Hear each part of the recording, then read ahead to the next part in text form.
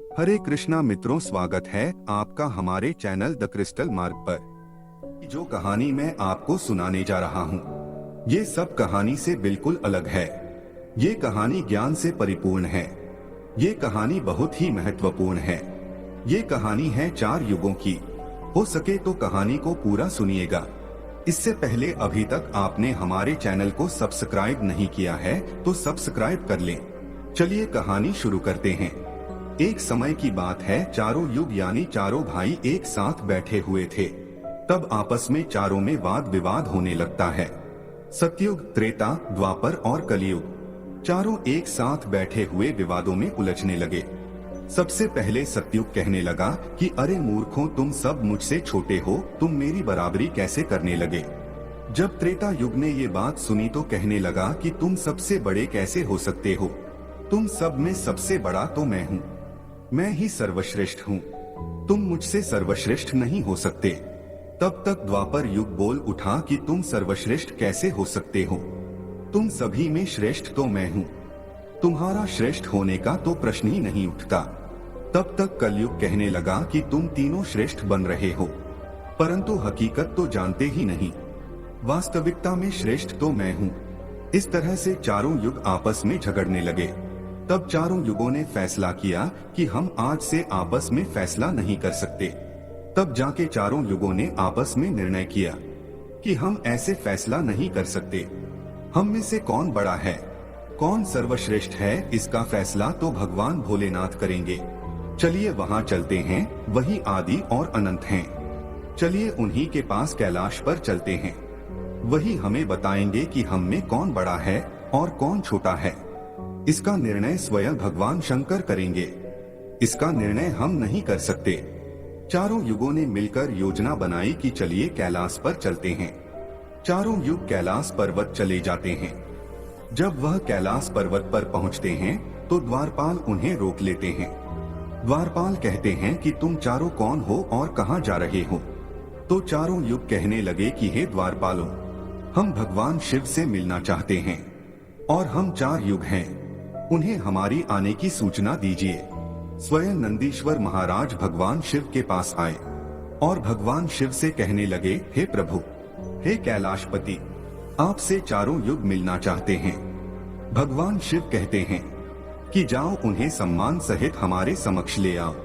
भगवान नंदेश्वर चारों युगों को लेकर पहुंच जाते हैं भगवान शिव के पास। भगवान शिव ने चारों को सम्मान सहित अपने दरबार में बैठाया। चारों लोग भगवान शिव को प्रणाम करते हैं। तब भगवान शिव ने चारों युगों से कहा कि आप सभी का हमारे दरबार में, हमारे कैलाश पर स्वागत है। कहो वो तुम्हारे आने का क्या कारण है। तुम तो स्वयं ही कालचक्र हो, तुम तो स्वयं ही समय हो, फिर ऐसा क्या कारण है कि तुम्हें हमारे पास आना पड़ा।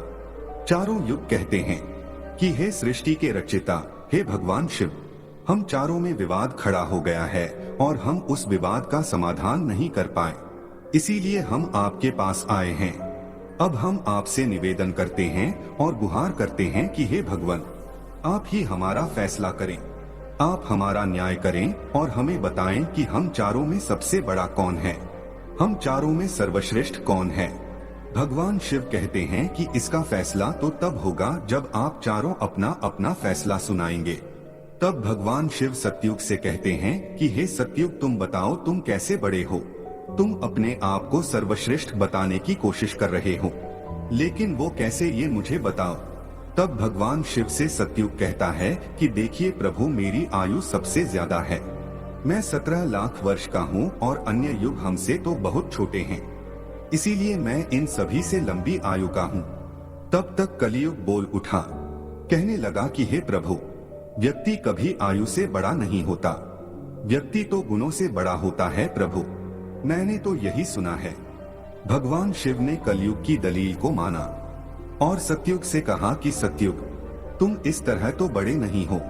सतयुग कहने लगा कि हे प्रभु, मेरे युग में जो व्यक्ति हुए वो बड़े ही बलवान हुए, बड़े ही पराक्रमी हुए, वे पृथ्वी को उठा ले जाएं। ऐसे पराक्रमी और बलवान थे। और मेरे राज्य में जब मेरा राज्य था तो उसमें भगवान श्रीहरि विष्णु ने कई अवतार लिए। देखिए प्रभु, नरसिंह अवतार मेरे ही काल में हुआ, वराह अवतार मेरे ही काल में हुआ, मत्स्य अवतार मेरे ही शासन काल में हुआ।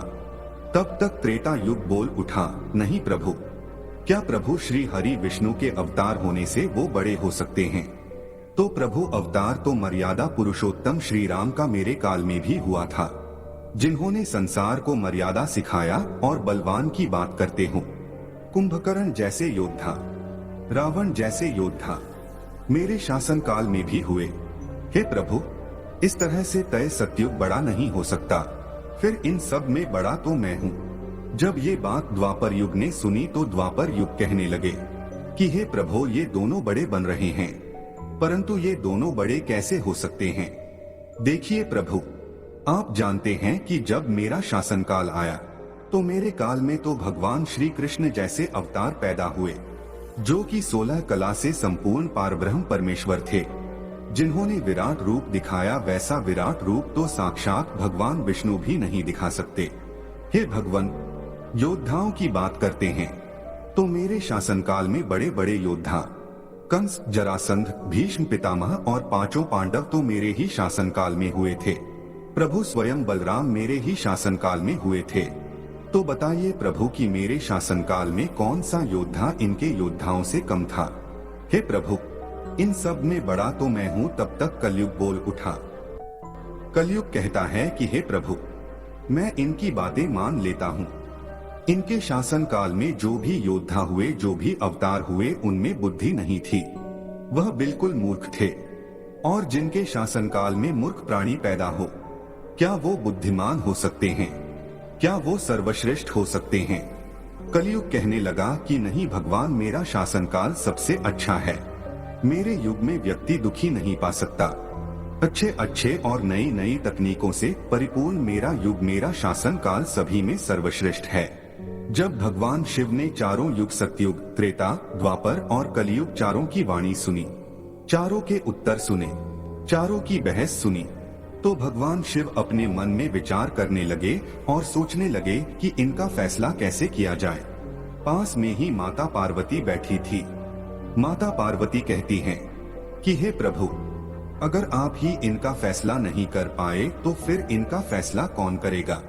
फिर तो चारों भाई आपस में ही मर जाएंगे। हे महादेव, इसीलिए आप ही इनका फैसला कीजिए। सभी देवता मिलकर भगवान शिव से कहने लगे कि हे भोलेनाथ, आप ही इनका फैसला करें, नहीं तो चारों युग अगर आपस में लड़ने लगे तो फिर क्या होगा? सृष्टि का काल चक्र रुक जाएगा, समय का प्रवाह रुक जाएगा। हे भोलेनाथ, आप ही कुछ कीजिए। भगवान शिव कहते हैं कि ठीक है, मैं समस्त गणों की बात मानता हूँ, मैं इन चारों युगों का फैसला करूंगा। भगवान शिव ने चारों युगों से कहा कि चलो ठीक है, मैं तुम चारों की परीक्षा लूंगा और जो परीक्षा में सफल हुआ वही सबसे बड़ा होगा। सतयुग बोल उठा कि हे भगवान, आप जो चाहे वो परीक्षा ले लीजिए, लेकिन सबसे बड़ा तो मैं ही रहूंगा। कलयुग कहता है कि हे प्रभु, हम भी परीक्षा देने के लिए तैयार हैं, आप तो बस परीक्षा लीजिए। चारों युग परीक्षा देने के लिए तैयार हो जाते हैं। भगवान शिव ने 100 टन वजन का एक परसा लिया, लोहे का परसा, और कैलाश पर्वत के नीचे एक तलहटी में रख दिया और उस परसा के पास में ही एक चावल का ढेर लगा दिया। भगवान शिव ने चारों युगों को बुलाया और कहा कि तुम चारों यह देख रहे हो, तुम्हारा परीक्षा अभी हो जाएगा। भगवान शिव सतयुग से कहते हैं कि सतयुग, मेरे 500 गण यहाँ बैठे हैं और इस परसा में रखे हुए चावल को बनाना है, तो इन चावलों को तुम्हारे युग का व्यक्ति ही बनाएगा और मेरे यहाँ जितने गण हैं वो सब भोजन करेंगे। भगवान शिव कहते हैं कि हे सतयुग, तुम तुम्हारे युग का व्यक्ति बनाओ और उसे भोजन बनाने के लिए भेज दो। और हम सभी लोग यहाँ खड़े होकर देख रहे हैं। जब भगवान शिव की बात सतयुग ने सुनी तो एक बहुत बड़ा बलवान योद्धा सतयुग ने बनाया और कह दिया कि जाओ बेटे, इस परसा में चावल बनाओ और बनाकर के भगवान शिव के इन सभी गणों को भोजन कराओ। अपने महाराज का आदेश सुनकर के सतयुग का आदमी चलता है, वहां आकर के देखता है कि उस परसे का भार 100 टन से ऊपर है, हजारों मन से ऊपर का परसा है। वह तो सतयुग का व्यक्ति था, वह बड़ा ही बलवान था। उसने एक बहुत बड़ी भट्टी खोदी भट्ठी खोदने के बाद पेड़ों को तोड़ करके लाया और उसमें अग्नि जलाई। अग्नि जलाने के बाद परसे को एक हाथ से उठाया और उठा करके भट्ठी पर रख दिया और चावल उठाया और परसा में डाल दिया, पानी डाल दिया और चावल बना डाला। जब बहुत विशाल परसा में चावल बन गए तो उस व्यक्ति ने, जो सतयुग का था, समस्त गणों को बैठाया, पत्तल दिया और चावलों से भोजन करा दिया। उसने अपना कार्य पूरा करके अपने मालिक सतयुग के पास आया और कहने लगा कि हे प्रभु, मैं जा रहा हूँ, अब मेरा काम हो गया है। भगवान शिव और अन्य लोग देख रहे थे।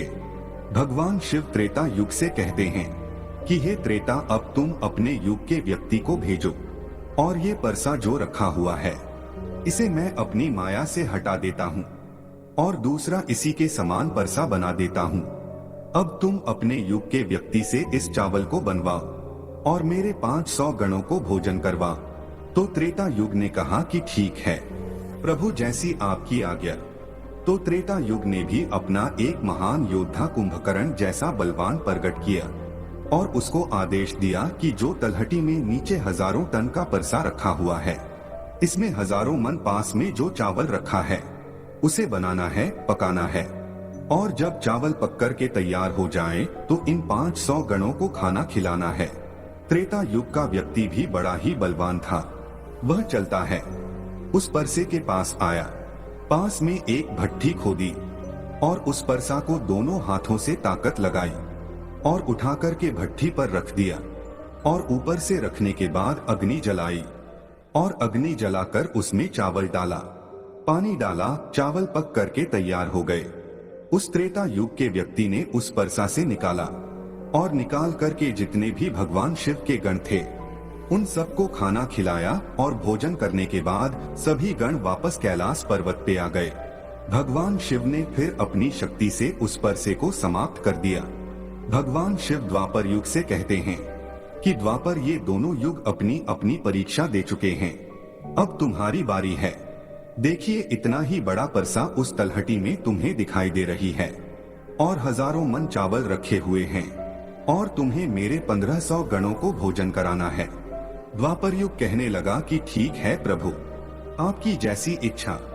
मैं पूरा प्रयत्न करूंगा कि मेरे युग का जो व्यक्ति है आपके सभी गणों को खाना खिला सके।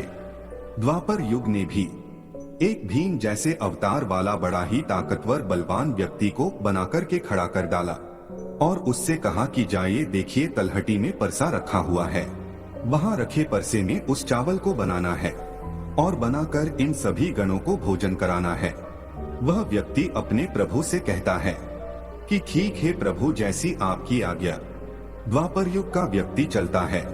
उसने देखा कि परसा तो कुछ आकार में बड़ा है, उठाने में ताकत लगानी पड़ेगी, परंतु उसने भट्ठी खोदी और लकड़ियों की व्यवस्था की और उस परसे को दोनों हाथों से उठाया और उस परसे को अपना पूरा दम लगाकर दोनों हाथों से उठाया, क्योंकि उसे सतयुग और त्रेता युग के व्यक्ति उठा सकते थे, तो उसे बहुत ताकत लगानी पड़ी।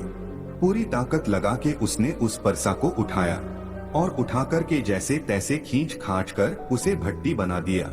नीचे अग्नि लगाई, उसमें चावल डाल दिए और जब चावल पक गए तो वही तरीका उसने भगवान शिव के सभी गणों को भोजन कराया। खाना खिलाने के बाद वह द्वापर युग का व्यक्ति अपने मालिक के पास आता है और कहता है कि प्रभु, मैंने अपना काम कर दिया।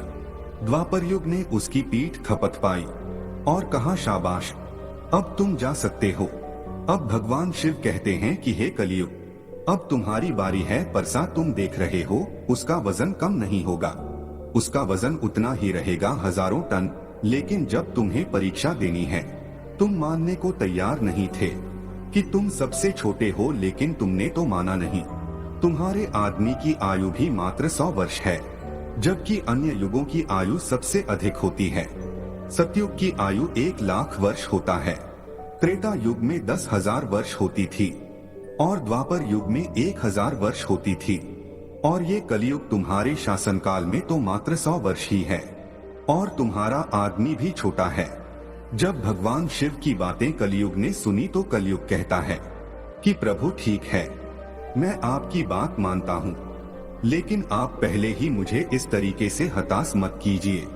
प्रभु, आप तो एक न्यायकर्ता है, आप तो एक जज हैं, सबको मौका दिया जाए। परीक्षा के लिए आप मुझे भी परीक्षा देने का मौका दीजिए, हम भी परीक्षा देकर देखेंगे। यदि हमसे नहीं हो पाया तब जाके हम मानेंगे। भगवान शिव कहते हैं, ठीक है, तुम अपना आदमी बुला लो। फिर भगवान शिव कहते हैं कि ये परसा देख रहे हो, हजारों टन का है, वहाँ चावल रखा है। यह हजारों किलो टन का परसा है और इसमें इतने सारे चावल रखे हुए हैं, तुम्हारा व्यक्ति क्या करेगा? कलयुग कहता है कि ठीक है प्रभु, आप मेरा तमाशा तो देखिए। तीनों युग हंसने लगे। भगवान शिव भी उसकी बातों को सुनकर अचंभित थे। भगवान शिव सोच रहे थे कि क्या कलयुग का व्यक्ति इतने हजारों किलो टन का परसे को उठा पाएगा। कलयुग ने बड़ा ही बुद्धिमान व्यक्ति को पैदा किया। बड़ा ही तीव्र व्यक्ति था, बहुत ज्यादा सोचने वाला व्यक्ति था। सभी गुणों से संपन्न व्यक्ति को कलयुग ने पैदा किया और पैदा करके व्यक्ति से कहा कि बेटे, तुम्हें अपनी शक्ति दिखानी है, परीक्षा का समय है। यदि तुम इसमें असफल हो गए तो मैं सबसे छोटा हो जाऊंगा। वह व्यक्ति अपने महाराज से कहता है कि महाराज, इस एक परसा की बात करते हैं, आप ऐसा हजारों परसा यदि हमारे सामने हो तो भी कुछ भी नहीं कर सकते। जब उस व्यक्ति की बात तीनों युगों ने सुना तो वह हंसने लगे। कह रहे थे कि आज छोटा सा व्यक्ति जिसकी लंबाई मात्र 3 हाथ है, ये क्या करेगा, जबकि हमारे युगों की लंबाई तो बहुत हुआ करती थी। ये बात तो बिल्कुल सच है। सतयुग के लोगों की लंबाई 21 हाथ थी और त्रेता युग के व्यक्ति की लंबाई स्वयं के 14 हाथ थी और द्वापर युग के व्यक्ति की लंबाई स्वयं के 7 हाथ थी और कलयुग के व्यक्ति की लंबाई स्वयं के 3.5 हाथ होती है। तीनों युग बड़ी जोर जोर से हंस रहे थे। कलयुग कहता है कि आप बस देखते रहिए, मैंने अपने लड़के को भेज दिया है। कलयुग का आदेश पाकर के वह कलयुग का व्यक्ति, तीव्र बुद्धि वाला व्यक्ति उस तलहटी में आया। तलहटी में आकर के उसने देखा कि परसा का वजन तो बड़ा ही विशाल है, मैं इसे उठा नहीं पाऊंगा। तो उस व्यक्ति ने दिमाग लगाया, उस परसे के नीचे मिट्टी खोदना शुरू कर दिया। परसा तो उसने हिलाया भी नहीं और उसके नीचे भट्ठी खोदकर तैयार कर दिया। लकड़ियों की व्यवस्था करने में उसे तब थोड़ा सा भी समय नहीं लगा, क्योंकि लकड़ियां वही रखी हुई थी। उसने उन लकड़ियों को उठा लिया और उस भट्ठी में आग जला दी। परसा में चावल डाला, पानी डाला और बस कुछ ही समय में चावल पककर के तैयार हो गए। वह कलयुग का व्यक्ति कितना दिमाग वाला था, उसने कुछ भी नहीं किया। परसा के नीचे भट्ठी खोद दी और उसमें आग जला दी। चावल को डाल दिया और चावल में पानी डाला और चावल पक भी गया। जब चावल पक गए तो भगवान शिव के गणों को एक कतार में बैठा दिया। उन गणों से कहा कि आप मेरा साथ दें और इन चावलों को आपस में परोस दीजिए। भगवान शिव के 4 विशाल गण चलते हैं और उन चावलों को बाल्टियों में भर भर के सभी गणों को परोस दिया। तब कलयुग कहता है कि अब आप सब भोजन कर सकते हैं। भगवान शिव के सभी गण खुशी खुशी भोजन करते हैं। कलयुग का मनुष्य उन 4 शेष बचे गणों को भी भोजन कराया। भोजन कराने के बाद उस परसे को साफ किया और परसा वही छोड़ दिया और उसका काम पूरा हो गया। वो अपने महाराज कलयुग के पास आया और आकर के कलयुग से कहा कि हे प्रभु, मैंने आपका काम कर दिया है। कलयुग बहुत खुश था। वह उसका पीठ थपथपाता है और कहने लगा, वाह शाबाश, आपने मेरी लाज रख ली, आपने मेरी परीक्षा पास कर ली। भगवान शिव और तीनों युग देख करके अचंभित रह गए। कलयुग कहने लगा कि हे भगवान शिव, अब आप निर्णय कीजिए कि हम में से बड़ा कौन है। भगवान शिव मन में विचार करने लगे और सोच करके जवाब दिया। भगवान शिव कहते हैं कि मैंने तुम चारों की परीक्षा देखी। जब सतयुग का व्यक्ति आया तो उसने अपनी ताकत लगाई और ताकत लगा के फरसे को उठा करके अग्नि पे रख दिया और स्वयं ही मेरे सभी गणों को चावल परोसा। जब त्रेतायुग की बारी आई तो उस व्यक्ति ने भी बिल्कुल ऐसा ही किया। परसे को उठाया, भट्टी पे रखा, उसमें चावल डाला, पानी डाला और उसे पकाया और सबको खिलाया।